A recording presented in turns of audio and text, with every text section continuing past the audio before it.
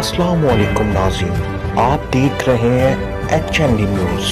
खबर शामिल करते हैं अहमदाबाद से। Abdulsalam Rizvi, chief reporter HND news की रिपोर्ट के मुताबिक सरजमीन डूंगा मुग्गा ज़िक्र अहले बैत और निज़ाम मुस्तफ़ा कॉन्फ्रेंस मुनक्किद हुई।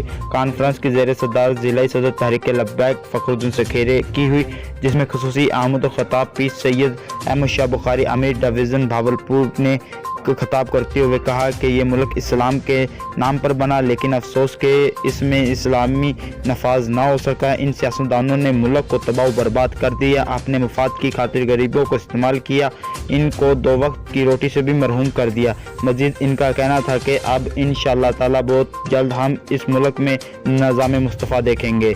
खसूसी खिताब आमद व खताब जिगरगोशा अमीर मुजाहिदीन हाफिज लामा अंस हुसैन रजवी साहब ने खिताब करते हुए कहा, तहरीक लब्बैक पाकिस्तान ने आपको की जवानी को बुराई से रोककर इश्क मुस्तफ़ा सल्लल्लाहु अलैहि वसल्लम आप दिलों में बढ़ा दिया।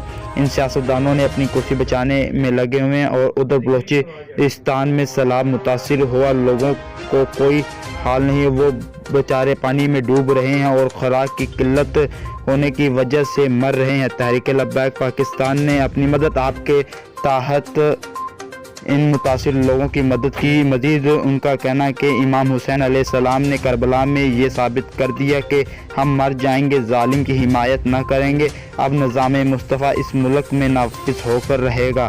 कॉन्फ्रेंस में लोगों ने हज़ारों की तादाद में शिरकत की। आखिर में पाकिस्तान की तरक्की और खुशहाली की खसूसी दुआ मांगी गई।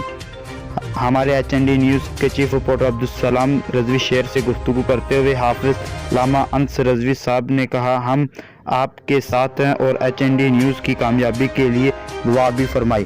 कैमरामैन अदील राजपूत के साथ Abdul Salam, chief reporter HND news, Harunabad.